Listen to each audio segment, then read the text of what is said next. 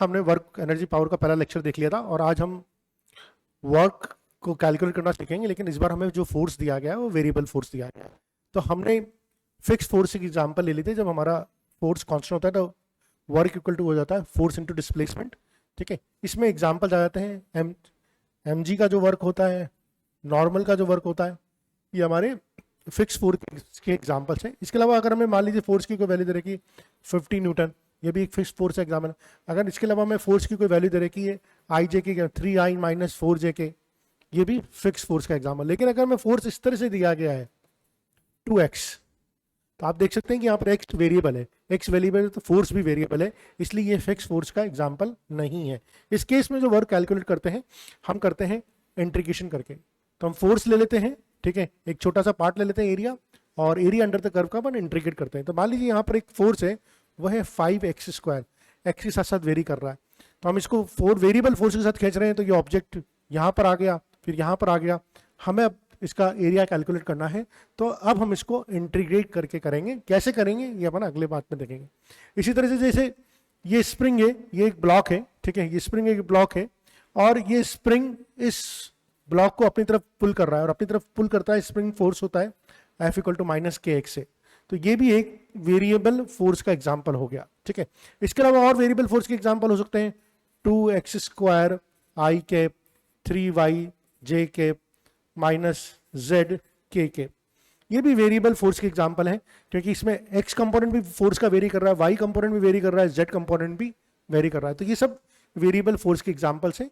ज्यादा हम जो है वो अगले सवाल में देखेंगे कैसे करते हैं। ठीक है, आइए। तो हमारा फोर्स है, उसके मैंने कंपोनेंट ले लिए, F X I cap, F Y J cap, F Z K cap, और हमारा जो डिस्प्लेसमेंट है उसके भी कंपोनेंट ले लिए। डी एक्स एक्स डायरेक्शन में डी एक्स है, वाई डायरेक्शन में डी वाई है, और जेड डायरेक्शन में डी जेड है। तो इस तरह की फोर्स का हम कैसे वर्क निकालते हैं आइए समझते हैं। तो फोर्स का वर्क हो जाएगा F dot D S. F की वैल्यू लिख देंगे F X I cap, F Y J cap, F Z K cap, okay, dot D X I cap, D Y J cap, और डी जेड के केप। और जब हम इसको integrate करेंगे तो हमें मिल जाएगा एफ एक्स डी एक्स। इसका अलग से इंटीग्रेट कर देंगे अपन x1 से x2, y1 से y2 अपन इंटीग्रेट कर देंगे एफ वाई डी वाई का, और z1 से z2 इंटीग्रेट कर देंगे अपन एफ जेड डी जेड का। So this is how we will calculate. और मान लीजिए आपका फोर्स जो है वेरिएबल फोर्स है वो सिर्फ एक ही डायरेक्शन में। अगर एक ही डायरेक्शन, मान लीजिए एक्स डायरेक्शन में वेरिएबल है, तो उस केस में x1 x2 F X D x हो जाएगा।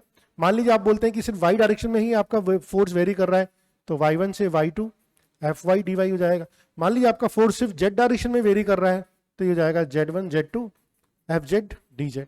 तो जहां पर जैसा होगा उसके हिसाब से अपन इसको लगा लेंगे, है ना। प्रैक्टिस करेंगे तो अभी समझ में आएगा कि कैसे अपन बात कर रहे हैं, क्या बात कर रहे हैं। आइए, एक पहला सवाल है, फोर्स की जो वैल्यू दे रखी है वो 20 + 10y है। तो आपको दिख रहा है कि फोर्स जो है मेरा वेरी कर रहा है, लेकिन सिर्फ y डायरेक्शन वेरी कर रहा है।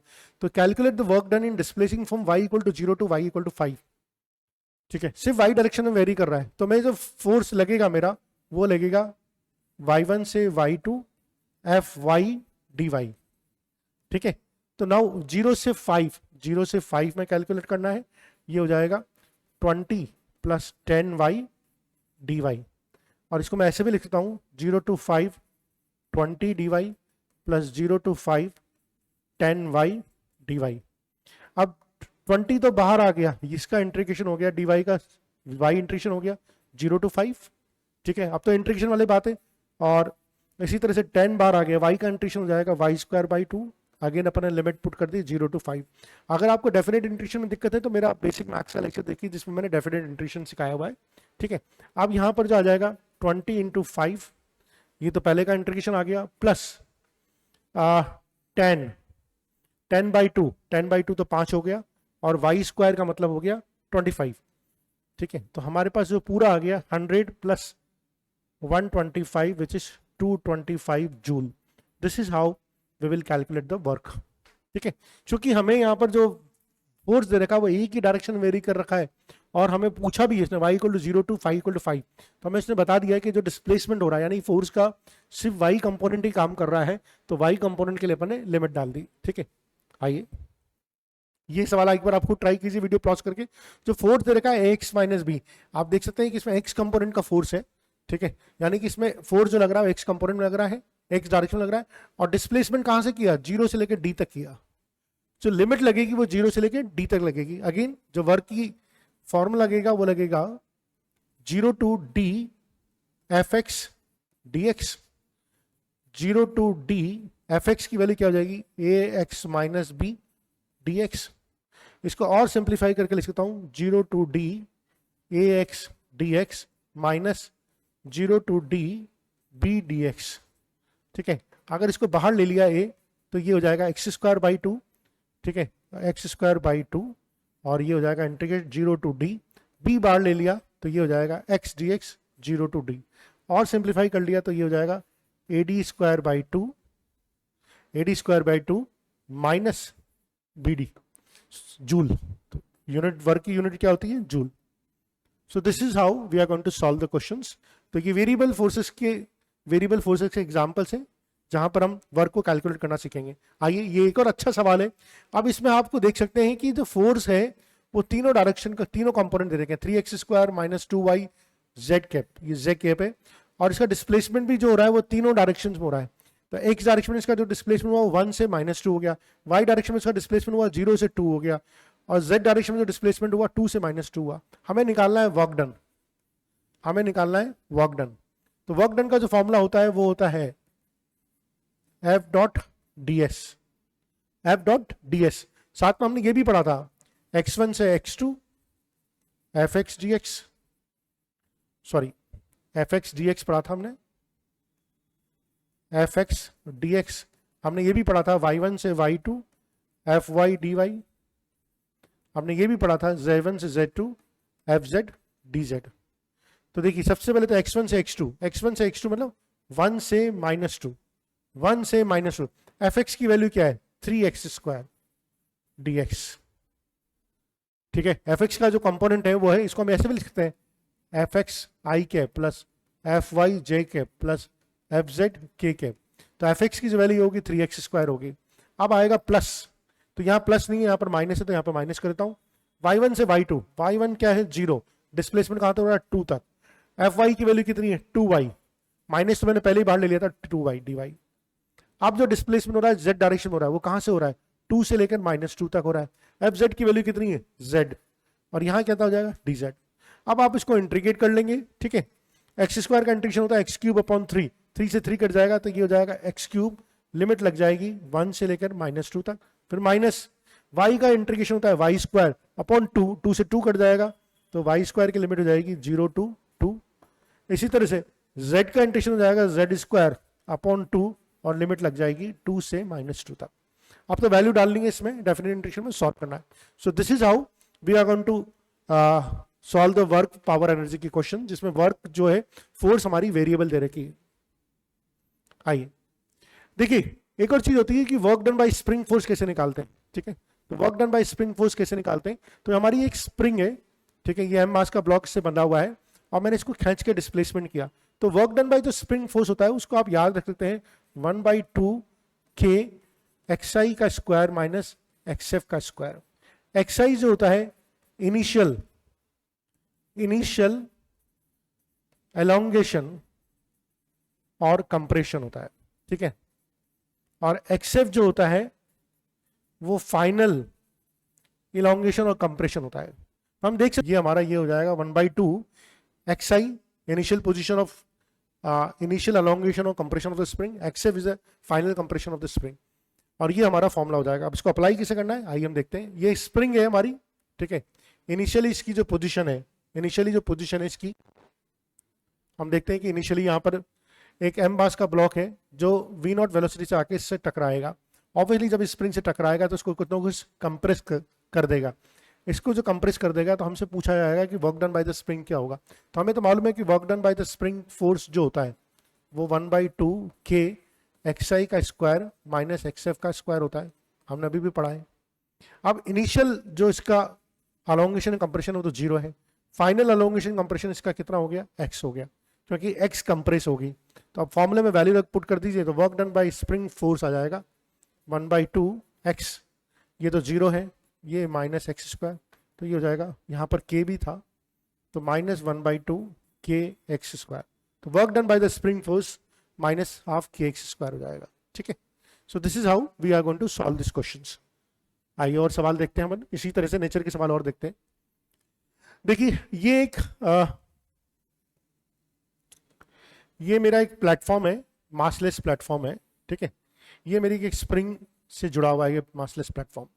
ऊपर से एक m मास का ऑब्जेक्ट है जो रेस्ट में रखा हुआ है, और उसको मैं छोड़ता हूं। अगर मैं उसको छोड़ता हूं तो इस पर आके गिरता है। ऑब्वियसली जब इस पर आके गिरेगा तो स्प्रिंग को कंप्रेस करने की कोशिश करेगा। ठीक है, जब इस स्प्रिंग को कंप्रेस करने की कोशिश करेगा, मान लीजिए स्प्रिंग जो कंप्रेस हुई वो एक्स कंप्रेस हुई।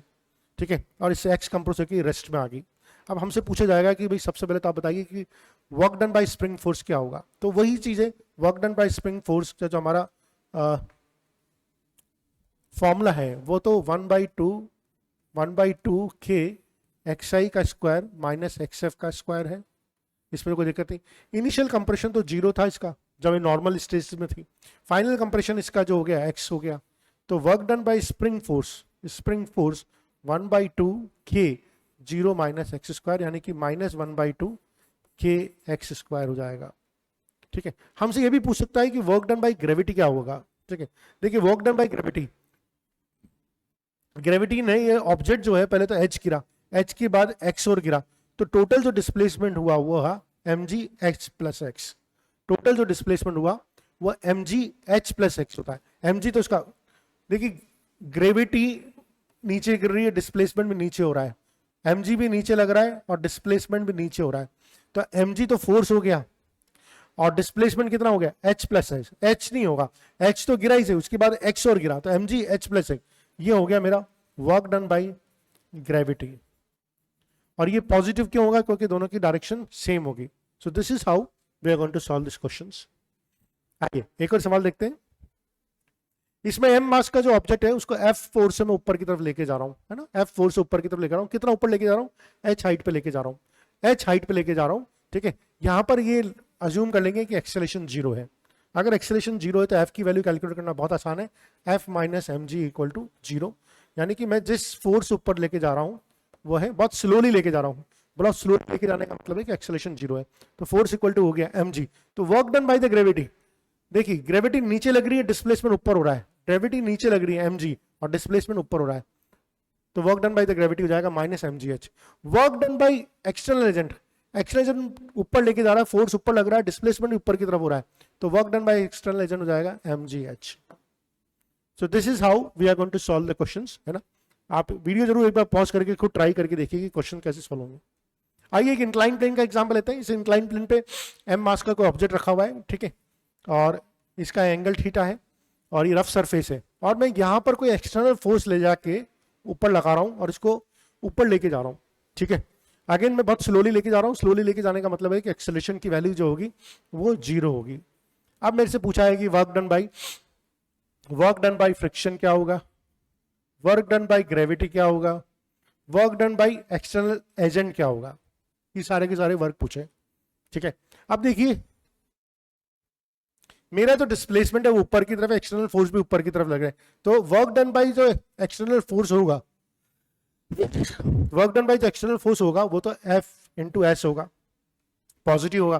फोर्स भी ऊपर की तरफ लग रहा है और डिस्प्लेसमेंट ऊपर की तरफ लग रहा है। लेकिन अगर वर्क डन बाय ग्रेविटी की बात करता हूं, वर्क डन बाय ग्रेविटी की बात करता हूं, तो मुझे लगता है मालूम है कि mg साइन थीटा हमेशा नीचे लगेगा। ये मुझे मालूम है वर्क डन बाय ग्रेविटी क्या होता है, mg साइन थीटा हमेशा नीचे की तरफ लगेगा, डिस्प्लेसमेंट ऊपर हो रहा है, तो वर्क डन बाय ग्रेविटी हो जाएगा mg sine theta into s हो जाएगा। क्या इसमें कोई कंफ्यूजन, मेरे ख्याल इसमें भी कोई कंफ्यूजन। दूसरी चीज है, अगर इसका डिस्प्लेसमेंट ऊपर की तरफ हो रहा है तो फ्रिक्शन तो नीचे की तरफ लग रहा है, F के फ्रिक्शन जो लग रहा है काइनेटिक फ्रिक्शन वो तो नीचे की तरफ लग रहा है और डिस्प्लेसमेंट ऊपर हो रहा है। तो अगर मेरे से कोई पूछ लेता है वर्क डन बाय फ्रिक्शन कितना होगा, तो मैं बोल सकता हूं -Fk इंटू एस। हालांकि एफ की वैल्यू निकालना मुझे अभी देखना है। तो ये मेरा वर्क डन बाय हो गया। अब मैं सारी इन सब की वैल्यू निकालना सीखता हूँ। ये तो निकल गया, सबसे पहले मैं एफ के निकालता हूँ। मुझे मालूम है कि एफ के क्या होता है, म्यू के इंटू एन। म्यू के एन कितना होता है, एम जी कॉस थीटा। हमें मालूम है कि ये तो नॉर्मल होता है, ठीक है, ये एम जी होता है और ये एम जी कॉस थीटा होता है। और ये mg sin थीटा होता है, ठीक है। तो म्यू के n हो जाएगा मेरा mg cos थीटा। तो मेरे पास एफ के की वैल्यू आ गई, यहाँ पर पुट कर दूंगा तो मैं वर्क डन बाय फ्रिक्शन आ जाएगा। अब मुझे work done by external force निकालना है, तो मुझे सबसे पहले तो ये फोर्स की वैल्यू मालूम होनी चाहिए, ठीक है। देखिए अगर फोर्स में ऊपर लगा रहा हूँ तो क्या क्या चीजें हैं जो नीचे लग रही है, तो mg sin थीटा नीचे लग रहा है, एक म्यू के mg cos थीटा ये भी नीचे लग रहा है। तो मैं क्या बोल सकता हूँ, इसमें जो नेट एक्सटर्नल फोर्स होगा वो 0 होगा, यानी कि मैं बोल सकता हूँ F minus mg sin theta minus mu के mg cos theta should be 0। मैं बोल रहा हूँ कि नेट एक्सेलरेशन तो 0 है, तो फोर्स की वैल्यू जो मेरी आ गई वो आ गई mg sin theta plus mu के mg cos थीटा। तो ये मेरी फोर्स की वैल्यू आ गई, यहाँ पर पुट कर दूंगा तो मेरे को तीनों के वर्क मालूम पड़ जाएंगे, work done by external force, work done bye mg, work done bye kinetic friction, ठीक है। इस तरह से हम सवालों को कर लेंगे। यही एक सवाल है, यहाँ पर एक 5 kg का ब्लॉक दे रखा है, इस पर एक्सटर्नल फोर्स लगा के इसको पुल कर रहा हूँ, ठीक है, और ये 4 मीटर की इसकी हाइट है। वर्क डन बाय एक्सटर्नल दे रखा है 250 जूल, तो वर्क डन बाय फ्रिक्शन पूछा है। देखिए वर्क डन बाय एक्सटर्नल जो होगा करना होगा, देखिए work done by external equal to work done by against friction, work done against gravity, ये दोनों का सम होगा।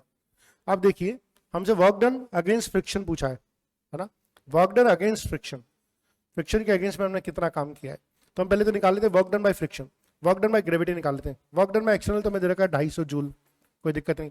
Work done by gravity, work done bye जो ग्रेविटी होगा, नीचे लग रही है, डिस्प्लेसमेंट ऊपर हो रहा है, यानी कि -200 जूल, तो वर्क डन बाय ग्रेविटी था। तो वर्क डन अगेंस्ट ग्रेविटी जो होगा ना, अगेंस्ट ग्रेविटी, तो वर्क डन बाय ग्रेविटी तो -200 जूल हो गया, तो ये तो वर्क डन अगेंस्ट जो ग्रेविटी होगा वो तो +200 जूल हो जाएगा। तो work done against friction, work done against जो फ्रिक्शन होगा वो 50 जूल होगा, ये आ जाएगा वर्क डन अगेंस्ट फ्रिक्शन, ये हो जाएगा आपका 50 joule. This is how you can do it. अच्छा अपन एरिया अंडर द कर्व की बात करते हैं, कैसे अपन वर्क डन निकालते हैं। तो मान लीजिए कोई मेरा ग्राफ है, ठीक है, ये मेरा फोर्स डिस्प्लेसमेंट इस तरह से वेरी कर रहा है।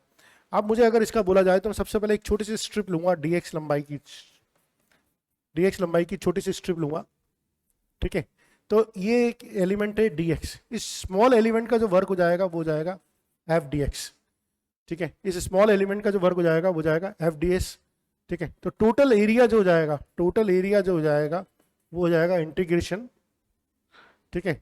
और मान लीजिए कि ये है x1 और ये है x2, तो x1 से x2 f dx। So this is how will find out the total work. हम पहले छोटे से एरिया का वर्क लेंगे, फिर इसको इंटीग्रेट कर देंगे f dx में, और हम इस तरह से टोटल वर्क निकाल सकते हैं, ठीक है। निकाल, इसमें कोई दिक्कत नहीं आनी चाहिए। आइए आप एक दो सवाल और प्रैक्टिस कर लेते हैं। तो वर्क डन पूछा है हमसे फ्रॉम x इक्वल टू 0 से 2, ये फोर्स वर्सेस डिस्प्लेसमेंट का ग्राफ दे रखा है। तो आप देख सकते हैं फोर्स 10 न्यूटन से शुरू हुआ और फिर उसके बाद आके ये 0 पे आ गया, ठीक है, फोर्स इसके बाद 0 पे आ गया। हमसे इसका वर्क डन पूछा है, ठीक है, लेकिन हमसे जो वर्क डन पूछा है वो x इक्वल टू 0 से लेकर 2 तक ही पूछा है, यानी कि हमें सिर्फ इसी एरिया का निकालना है, इसी एरिया का निकालना है। तो इस एरिया का जो वर्क डन हो जाएगा, area under the curve 10 Newton और इसकी जो चौड़ाई है वो 2 है, तो ये 20 जूल हो जाएगा वर्क डन, ठीक है। Area under the curve F dot D x, तो इसका हमें निकालना है, निकाल लिया हमने, ठीक है। आइए एक और सवाल लेते हैं। यहाँ पर भी हमसे पूछा है, ये मैक्सिमम वैल्यू ऑफ फोर्स की वो 20 न्यूटन है, ये मिनिमम वैल्यू जो दे रखी है -10 न्यूटन है। ये x इक्वल टू 0 से गया, यहाँ पर 1 पे जाके मैक्सिमम और फिर 2 पे जाके 0 हुआ, फिर 3 पे जाके माइनस हो गया। हमसे x इक्वल टू 0 से लेकर x इक्वल टू 3 तक का पूरा पूछा है। इस बार हमसे पूरा एरिया पूछा है। तो मान लीजिए ये वाला एरिया A1 है, ये वाला एरिया A2 है, तो टोटल वर्क जो जाएगा वो जाएगा A1 माइनस A2। A1 की वैल्यू निकाल लो, 1/2, बेस कितना है, 2, बेस तो 2 है, हाइट कितनी है 20, तो ये तो आ गया 20 जूल एरिया A1।